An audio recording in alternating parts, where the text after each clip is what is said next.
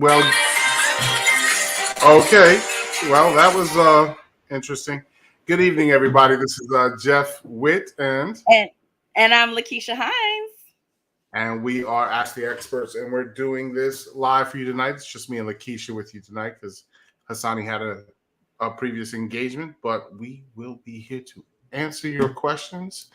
So if we can go on and get those questions coming in, I just want a quick reminder to everybody: we are having Last Chance Weekend in February, and that's coming up. I believe it's 11th through the 13th.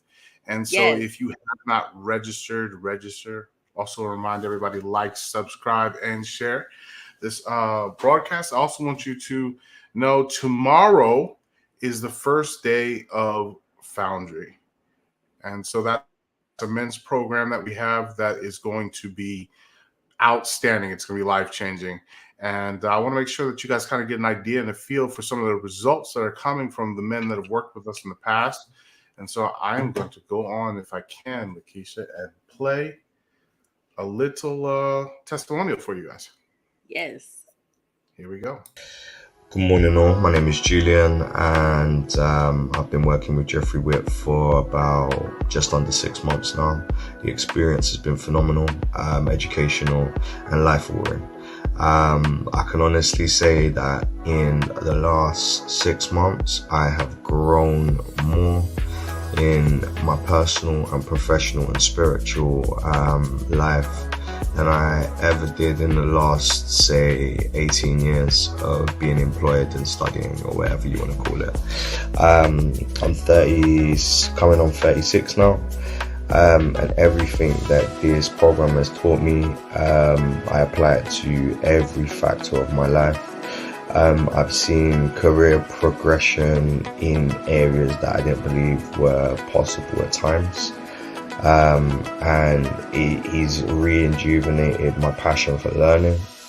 And this program, with all the support, the characters around, and the contributions, that's old saying of, people criticize, or was that word, constructive criticism. Every bit of criticism within this group is warranted, and it's been always constructive to better myself and to push myself. I've grown, and it is noticeable by all those around me, family, friends, loved ones, and it's something that I highly recommend to anybody that is looking to make a change in their life, or just looking to grow and develop in any area of their life. But yeah, I've seen not just obviously the spiritual quadrant, I've seen the benefits of this financially with the rewards I'm able to ascertain through getting higher positions in the same organization I've worked for the last 18 years. So yeah, I can't thank them enough, and I highly recommend this. Take care. And so that was Julian, part of my London crew. He's been working with us, and like he said, he had been in the same organization for 18 years, kind of struggling to advance, and he was able to move up. He's able to strengthen his relationship with his partner, and he's really seen a lot of growth, and it's been good to watch as he grows as a human being and is able to expand and has a new lease on life, so to speak. So we're looking forward to it. Yes, I saw one of the questions was that, is there still slots? There are still slots open. We are going to take, we have just a few more left, a few more positions left. So if you're going to register, go on and register. Or if you need to contact Hasani, make sure you reach out to the number.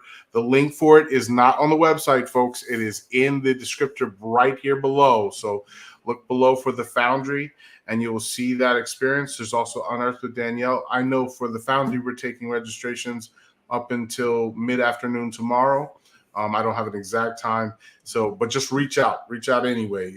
We start tomorrow at 8 p.m., and we'd love to see you join us for that. So, hey, Jeff, let's do some shout outs. Hello, Miss Wright, JG, our regular from Vegas. Ralph, what's up? Miss Jewel Smith. Hey, Kathy. Dee Jones and Gonzalez. Thank you for joining us tonight. Oh, we got Vashawn, Slaps and Traps Radio, and Nisi D14. Thank you for joining us tonight. You ready for our first question, Jeff? Yeah. I also want to shout out Gonzalez because we were just with him down in at Couples Academy for a reboot, and that was actually a lot of fun just to hang out with him and see how much progress. Just to see everybody growing, it's just amazing. To see the results. To actually watch the journey. Yeah. Not just see people in sessions or see and hear the rumors down the road, but to actually watch it and see it live. It's amazing to see people in love. You know what I mean? Yes. All right, let's go. What do we got here? All right, Miss Wright says, my husband has COVID-19 and I am using that time to really work on me and gain strategies for our marriage. Should I feel bad? I am glad we have time away from each other. I felt like I needed it. I don't think you should feel bad at all. I think that's a perfect time. I mean, there's not much else you can do, right? I mean, you're hoping for his recovery. You're supporting that recovery. And what else are you going to do with that other time? Watch TV. So working on you is the best thing you can do. I think we should do that all as much as we can each day. I try to set aside an hour. We have 23 hours a day for everyone else, and we should be taking hours probably as the first hour if we can when we get up in the morning. It's always been my philosophy anyway. So definitely take that time and get a little extra time on you. Do your own private intensive for you. Become the best you can be. And he will reap the rewards from that when he's on the other side of this recovery. And we do pray for a speedy recovery. Yes, I agree 100%. Sometimes you do need a little time apart. And I don't mean like in two separate households, but sometimes you do need space and opportunity to be able to focus on yourself and the things that you need to work on. That's one of the things we talk about all the time, is that couples a lot of times are so busy focused on what the other person is doing that they're not focused on the things that they need to do for themselves. So this is kind of forcing you guys to have to spend some time separately so that hopefully while he's recovering, that he's taking some time to, reflect and do some things that he needs to do. But most certainly you can't control what he can do, but you can't control what you can do. So I think this is a really good use of time to work on yourself and get strategies for your marriage. No, you're asking, should you feel bad? I'm not sure what you're asking you should feel bad about, but if it's... Well, she's working on her. She should be worrying for her husband. I get that. It's just, at the end of the day, you're going to have free time in this particular, they're in quarantine. You can't sit outside the door. So right. At the end of the day, it's good to take that time and actually, spend some time working on you. I love it. Same. All right. What else do we have here tonight? All right. JG says, our last chance after 6 months of living apart, but still committed to our marriage after his infidelity. My husband will be moving in. What are some ways I can bring up watching Couples Academy without being pushy?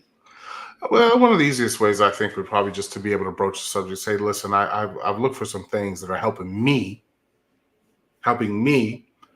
recover from our situation, and I would love if you took part in that. I found this cool show. Maybe we can actually sit down and watch some of it together. I'm not doing this to bring anything negative up. I'm actually doing it because I want to move forward, and I'd love you to be a part of that process. I think that would be a nice, simple way. What do you think, Lakeisha? Well, I mean, I definitely would love for you guys to connect with one of us. I think it would be great to maybe get some sessions in. But if you're not able to do that, we have something that we call Workday Play Day. And so maybe this is something you want to introduce to your husband. The workday is a day that you guys spend just kind of focused on working on some of your marital stuff. And that could look a couple different ways. And you can mix it up. It doesn't have to be the same thing every week. But we recommend at minimum 30 minutes, maximum 90 minutes, where either you're watching a video or you're reading a book about marriage. Maybe there's an article that you found. Maybe there's a what do you call it? A devotional, a marriage devotional that you guys get, that you work on every week, but it's a work day where you're really doing work for your marriage. And then you have a play day where you're not working on any issues, any problems. You literally are just playing. You're going to the movies, you go for a walk, you go to the park, you watch I don't know, your favorite show on TV, but it's just fun. Maybe even play games or something. And you have that rotation of work day, play day. What'd you say, Jeff? Netflix and chill. Well, that means so many different things now, but if they're married. Exactly, whatever works for you. But we have that rotation of work day and play day. So perhaps that's a concept you can introduce to him and say, hey, to start out for our work day, why don't we try watching some of these cool videos, like Jeff said, that have been working for me. They've been helping me, and I think they'll help us. And just see how it goes. Absolutely. I see one here I want a piece of. Good evening to you both. This is from Vashan E. I continue to give compliments to my wife. How do I continue to give compliments to my wife if her response is always, "You're just saying that because you're my husband"? Well, I like, depending on how charming you are, you could actually turn that into a nice little fun comment. But the reality of it is I would work on showing acts of compliments. So like building the act with the compliment, showing her that whatever the compliment is real. And that takes a little work sometimes if you're uncomfortable. But we actually have that built into our program in the Foundry, where we're doing, like I said, daily deposits into the lives of our spouses. And we start at home first and move into our children and then into the community around us. But for the first 90 days, we ask the men to work on showing, not just telling their wives that they love them. So you're going to be spending about 15 minutes a day looking for things that you can do to show those acts of kindness and love to your spouse. And there's nothing better than the act that they don't expect that proves it. You know what I mean? So I remember, I think it was our 14th anniversary. I literally went out and got 14 dozen roses and put them together myself and like organized it all before she woke up. And that took a lot of work, and she knew it because I had to buy them in boxes. I couldn't buy them already pre-done. I did it all myself, and that's not something I normally do. So that showed that I was willing to do that. I never do the laundry. And so when she got sick, I did everyone's laundry and folded it all up and put it all away. These are things I never do. So it was a way for me to show that I cared when she was sick. I made her soup, those kinds of things. I did just reverse the roles that she normally does in care and kindness. And those acts. And when you're taking a journal down and writing it down for 10 minutes a day, 15 minutes a day of all the different ideas, you never run out of ideas. And there's also books out there, 101 Ways to Show I Care, 101 Ways to Love My Wife. There's tons of little things out there that you can, resources that you can do to keep it interesting and fun and new and not get stale. Because the compliment does get stale. Like, anyone can say, "I love you." Anyone can say, "You look beautiful today, baby." Anyone can say those types of things, but showing them that, you know what I mean, is a whole different thing. What do you think, Keisha? All right, we lost your vocals, Keisha. You are on mute. Let me get you unmuted. There we go. Sorry. So I'm in agreement with you. I want to add on to that though, because what I hear you saying, or what it sounds like you're saying, is you've been giving these compliments, but she's not receiving them. Exactly. So that's making me question a couple things. One, does she have some type of insecurity within herself that's not allowing her to receive what it is that you're saying? And that's the reason why you're giving compliments, because you want to try to help build up that esteem. The second thing is that her love language, or words of affirmation, her love language, or is she looking for something different from you? Maybe it's not the compliments. Maybe you like compliments. Maybe your primary love language is words of affirmation, and you're giving her that because that's what you want back. And maybe she needs something different from you. But the third thing is, have a conversation with her. Let her know, hey, I give you compliments all the time. You always say you're only saying that because I'm your husband. Like, if it bothers you, let her know that it bothers you. Or even just ask her, say, how do you want me to show you Right. I love you? Because a lot of people don't realize how effective just asking really is. Now, not everybody's going to open up and tell you, but if you get in a real serious conversation about it without trying to turn it into an argument, this is not a Right. competition. This is, just let her know it's a sincere question. Like, I really want to know, like, how is the best way for me to love you? Like, because we can Right. lose that in the course of our relationship. We don't always remember, when we're caught up in the passion of the chase, we don't Right. necessarily always think when we're showing love in the beginning. And now we're forced to think about it because the mundane and the routine and the kids and the work and the bills and the mortgage and the, life just gets in the way. And so you're having to kindle passion as opposed to have it being spontaneous necessarily. And once you rekindle it, it will become spontaneous again. You just watch. That's probably the best part is when you can. I'll tell you this. I fell in love with my wife, but I'll tell you, it was never stronger than when I fell in love with her again. Just being honest. Yeah. It's stronger the second time. It really is, because it's like, oh my God, like I really do love this woman. Last month I wanted to kill her, but for some reason something changed, and that spark is just amazing because now you're actually conscious of it the whole time. It's not just being driven Right. by the instinct of passion. All right. I would say don't give up though. Don't Yeah, give up. definitely. Keep giving her the compliments. I mean, something will resonate. But definitely have a conversation. Have a conversation with her and let her know how you feel about it. All right, we got another one, Keisha. All right, Nisi D14. Really enjoy your shows. Thank you, Nisi. Question: why do men think it's okay to say certain harsh things to their wives, but when same things are said in return to husbands, it's a huge issue? Well, that's the truth of everything, right? Like, people Right. can dish it, but they can't take it. The truth of the matter is, we really need to get to the bottom of why he's saying harsh things in the first place. And I guarantee you, it's some kind of pain or inadequacy in his own life that he's trying to fulfill.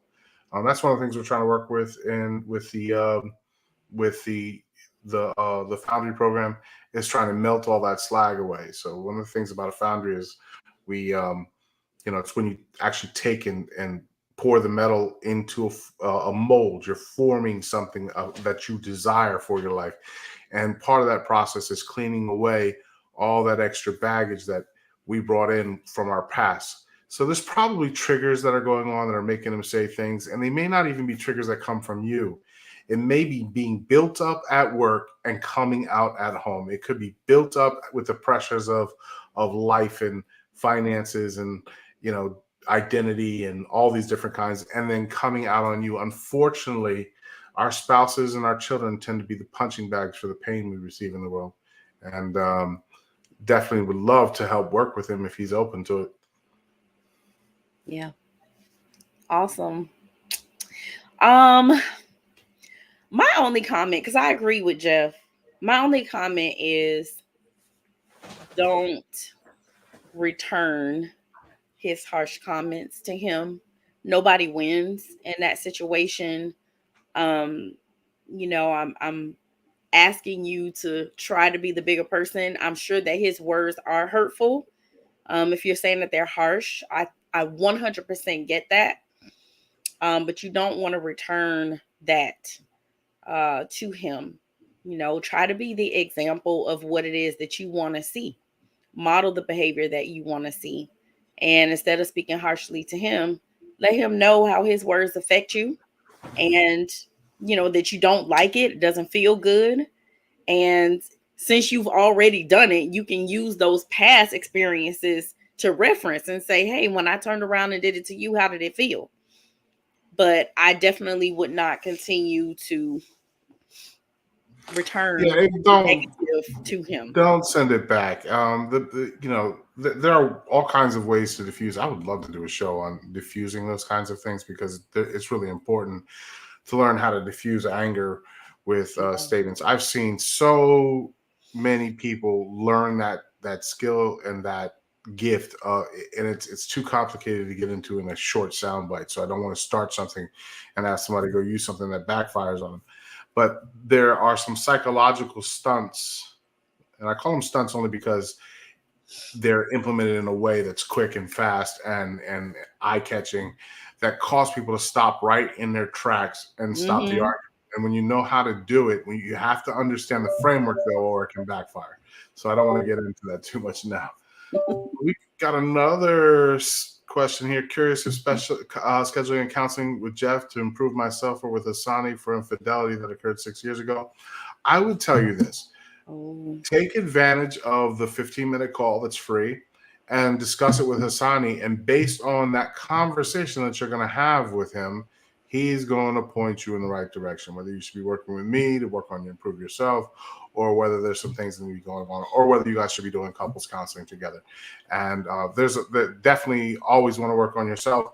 But if there's a way to include the spouse at all, that's always a great thing. And that's probably better to start with, so that you can bring some peace into the home, and then go start this journey of like getting rid of all your garbage so that you can actually build a wonderful relationship.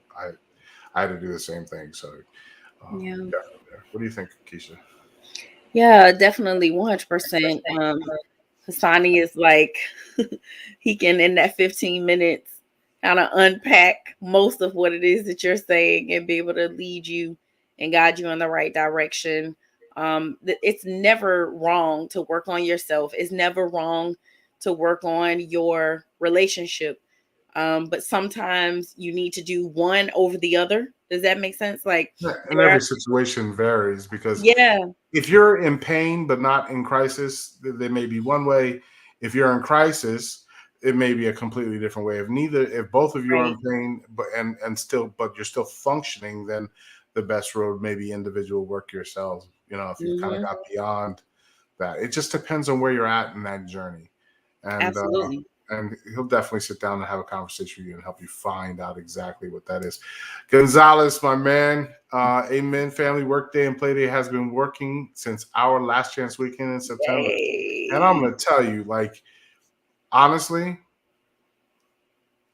I know them both, him and his wife, Jewel, and to watch her glow this weekend, I mean, the smile from ear to ear, and it was just a whole new couple, completely different than the one I met originally. And wow, I'm just really, really happy for them.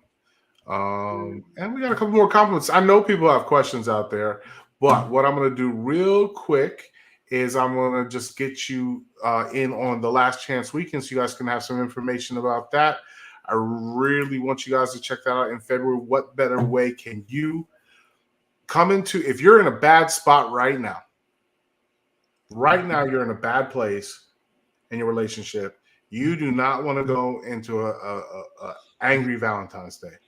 And what better way than taking the 11th through the 13th, coming to a beautiful, beautiful resort-like mansion and having the opportunity to spend time with other couples who are also working through their pain and working on their relationships. Yes. And we see overwhelmingly that the majority, if not all, walk out together happier than when they came in. And many of them are like night and day when they walk away. So I am going to just put this on right here. This is Last Chance Weekend, February. You guys don't want to miss it.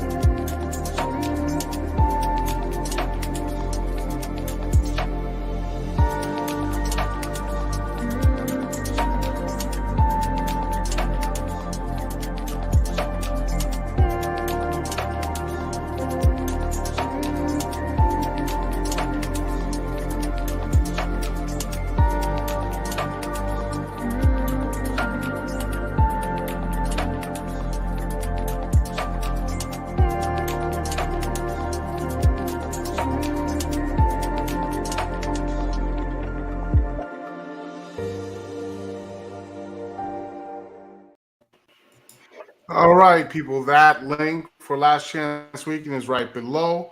Go on and click there, and if you need to, go on and give us a call. The number's right on the website, and you can discuss or answer any questions about that. I did see one more question come in there, Keisha.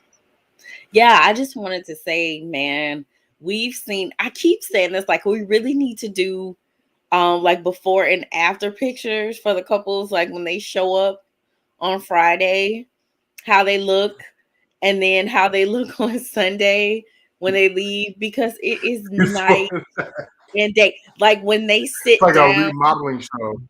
Flip I that know house. that, like when they sit down, there's like one spouse on this end of the couch and one on that end of the couch, and then by Sunday they're like sitting right next to each. It's crazy. Anyways. Oh my God. Yep. And there's a little bit of there are a few things that actually play into that very, very well, but we can't tell you everything. Some of this stuff has to be kept. Yep. Um, Okay, so let's see. I cannot pronounce his name. DUROC creep. Okay. I'm assuming. How can I get the betrayed from to move on from issues that happened 2 years ago? All right. So here's the deal. When you cause damage to something you don't know how to fix, like I walk into a pizza shop and I break the oven, right? I don't know how to fix ovens. Guess what you got to learn how to do? Or you got to bring in someone else to help you fix it. Here's the deal. You're going to either do the work and learn. There's a lot of damage that's done. Like, so for instance, I have guys that I work with who've been through that are in PTSD. And, you know, the crazy part about it is a lot of psychologists will sit down and have conversations with them. But the fact is they have not been through that traumatic experience. They have no clue. They understand it on an intellectual level. They can read the books about it. But going through the nightmares, having gone through the situations and scenarios, understanding what it means to actually be in the military and have your whole life revolve around the mission. And then all of a sudden, boom, you're back home in the normal reality. If you haven't gone through that, how can you help? Okay. If you cause damage and you have not been trained on how to help it, and the other thing is you need to work on you, bro. Like for real, you need to become the best version of you that you can be. You can, even if you stop the infidelity, even if you completely stop the infidelity and even the behaviors, that doesn't deal with the pain. For instance, if you get cut and you stop cutting that person, that does not mean that the wound is going to heal. That wound needs cleaning, it needs treatment, it may need stitches, it may need aftercare, and even then, once in a while, that wound years later will still itch. So you need to understand how the process of the pain really works. And I would start with something simple.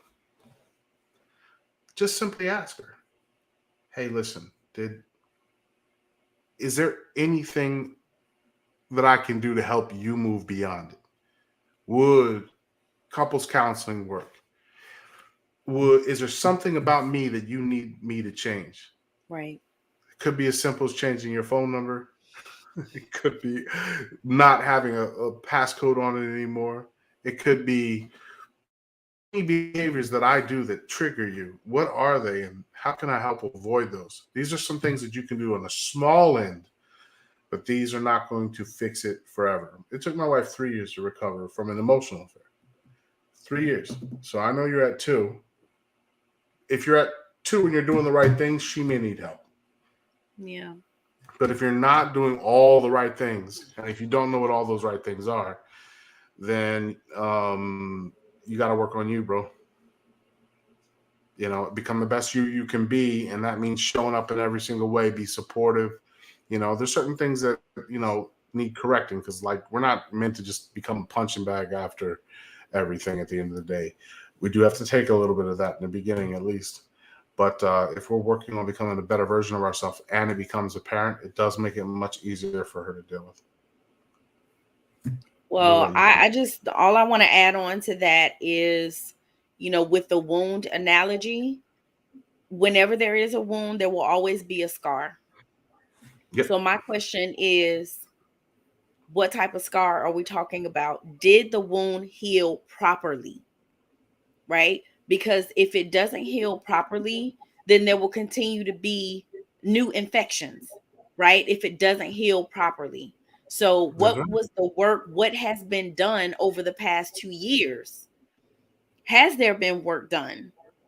And then, like Jeff said, if you're doing all the right things and she's still not in that place of being ready to move forward, then there, and I don't know, because we didn't say husband or wife. So whoever the betrayed is, if they're still not ready to move forward, then like Jeff said, there may need to be a third party coming in, giving you guys assistance to kind of help you. But be careful with your wording when you do ask that question. Is there anything that I can do? Try not to stress the moving on, because they, Yeah. if they're not ready to move, Just the that anything that could I can do part. set them off. Just, is there anything that I can do to help you through this process? And Yeah, then use words see like what that. they Because say. move on is a The very words are, common term. And yeah, if there's no progress and you're asking them to move on, you're asking them to forgive completely, and yes, but like the pain's not dealt with yet. Like you have, and if you have certain behaviors, like Legendary Lady here is saying, sometimes the issues repeat and the yep, clock starts over. So that's if you're right. doing behaviors that still look shady, you just destroyed everything, and sometimes you'll make it even worse. You pick the scab off the wound, and now it's open again. Sean Yeah, asks, "What do you do specifically on a work day?" I mean, Keisha, we can get into that a little bit, but it's hard yeah, because we spend about 3 hours on that. You yeah. know what I mean? I mean, I So gave some examples earlier. I just said, it could be you guys choose a book that you want to read, grab one of Hasani and yeah, Danielle's books, and you just read a little snippet out of that. We talked about it a little bit last night, because a question was, do you read a whole chapter? How much do you read? Well, you read until you have an aha moment. You read until you have a breakthrough moment, and then you stop, take notes, and go over that. It could be watching one of the Couples Academy videos together. It could be getting a devotional that you guys share, that you go through together, maybe an article on TV. and I don't want you to think So that many different that's things. it, because these are like simple take home DIY fixer upper Yeah, kind of things. At the end of the day, like when we talk about workday play day, one of the things we're doing is we're establishing a government in the home, because most of you, I mean, you don't run a business without setting up a board and knowing how to, and having people a chain of command, and what are we going to do here, and what do I do if this situation happens. You're going to right. sit down and actually create a government in your home that you both agree upon and vote in, essentially, that, hey, listen, I'm not going to do this and you're not going to do this. These are the things we commit to do. I need help around the house. You're going to do that. I'm going to take care of the dishes. It could be as simple as the chores, but it also could be listen, I don't like it, the fact that you have 15 women that I don't know or don't have any relationship with in your phone that have nothing to do with your work life. Yeah. Like, it could be things like that need to be addressed, and you could set boundaries and rules around it. And one of the The rules time simply that, frame. yep, one of the rules simply is a simple thing that says, hey, listen, if I if I had that going on, would you be okay with it? Because if you both would not be okay with it and the one person is doing it, then there's a problem, and that needs to go immediately. So for instance, if like Yeah. she's home with the kids all the time and he has a bunch of female friends and she doesn't like that, but she doesn't have a bunch of male friends that they hang out with, that could be a problem. It could be, going out and staying out to certain hours of the night, and or not picking up your phone, or any of those issues, and the other person always picks up their phone. That could be an issue. So like, you guys need to establish rules of governance within the home, that we spend a whole hour or so on how to do that. Then there's like the issues. How do I deal with the issues that come up, whether they're money, whether they're relationship, whether they're triggers? There's whole processes that go into this. And so like I always say, it's like you can't do surgery in a 30 in the minute clinic at Rite Aid. You just can't. We can't pull out all the tools and get to work. And there's no MRIs. We need to know a Right. lot more information. So when we talk about what do you do specifically on a work day, there is a lot you do on a work day. It's only going to be an hour, and you're not going to be working on the same thing every time. But you got to remember that hour is going to end up being 52 hours dedicated to setting up and 52 hours a year in setting up and working on your the governance and the management of your household and home. The positive side of it is that when you get beyond the garbage, you can get into just learning and having fun in that workday where you're exploring the possibilities. Yep. And goal setting. But I will say this, and I think this will help you, Shawn. The purpose of the workday is for you guys to address issues that you need to address so that it doesn't carry on to the next week, the next week, and the next week. And then this little bitty issue now has grown to be this mountain because you haven't addressed it. So the purpose of the workday is a designated time for you guys to come together and talk about any issues, concerns, just things that you guys need to talk about so that you don't leave room for things to fester and grow and turn into something way bigger than what it has to be because you're ignoring it and not dealing with it. It also stops the random of the arguments because you're like, okay, right. You write it down, you come do it on workday.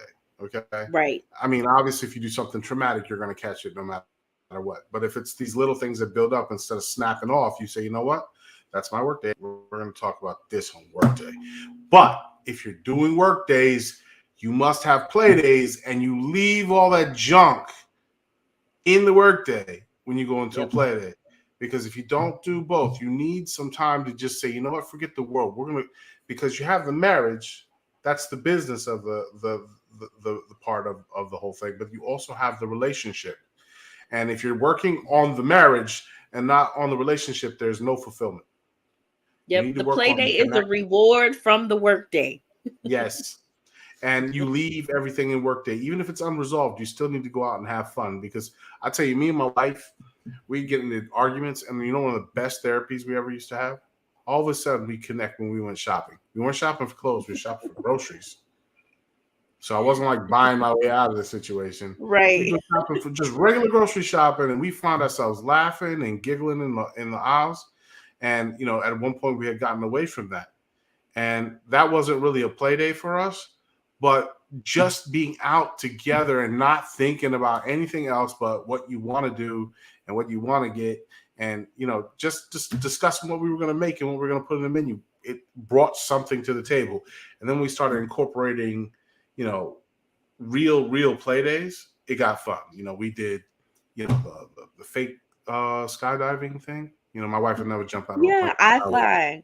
Yeah, we did the I fly thing, and that was really, really great. We went and did that.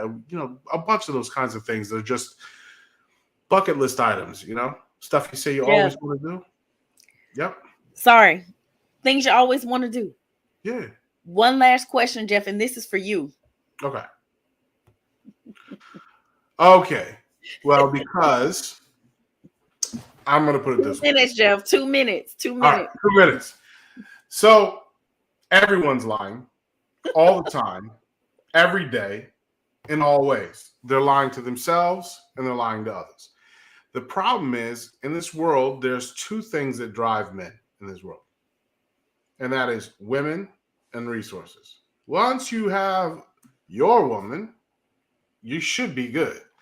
But the problem is society is driving people to compete for resources, and we've learned to lie, manipulate, steal, hustle, exaggerate, hide, and we have lies of omission and commission, or what I call hyping, where we exaggerate too much, and hiding, where we don't want people to find things out about us. And in that space, it creates this circle of lies.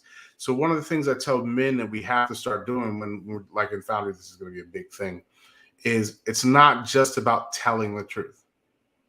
It's about stopping lying, because you tell the truth one day, here and there. I don't want them focused on telling the truth. I want them to focus on stop lying.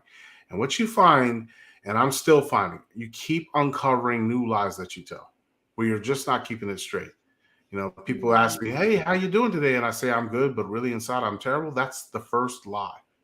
That lie allows me to keep saying things that are not true to other people. And we look at them as common courtesies, but they're not. Yeah. So why do men continue to lie? Because the only way that they've ever been shown to get anything in this world was to hype to exaggerate, to lie.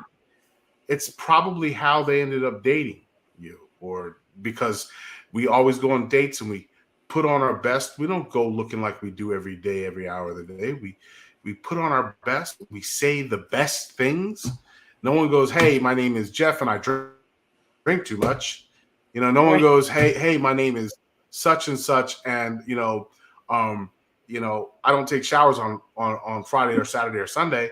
They're not going to come tell you that they don't brush their teeth. You're going to get the best version of them, and if that Right. is not them every single day, and you're dating, and every time you see this wonderful person, then you fall passionately in love with this person who's already been lying to you the whole time, and then you're wondering why they're lying, and the only reason why you're asking the question why they're lying is because either a traumatic event has happened or the honeymoon phase is worn off, and that's because you were never truly friends before.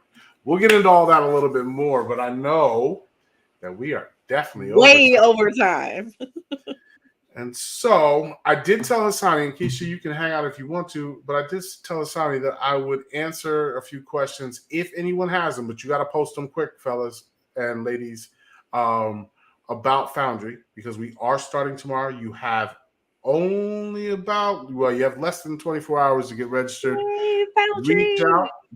click the link. UnEarthed starts tomorrow as well, from what I understand. Reach out, click the link. And if you have any questions at all, I'm going to hang out. Keisha, you're more than welcome to hang out with me, or if you want to How go, you long? can. How many weeks is Foundry, Jeff? Foundry is 12-week program.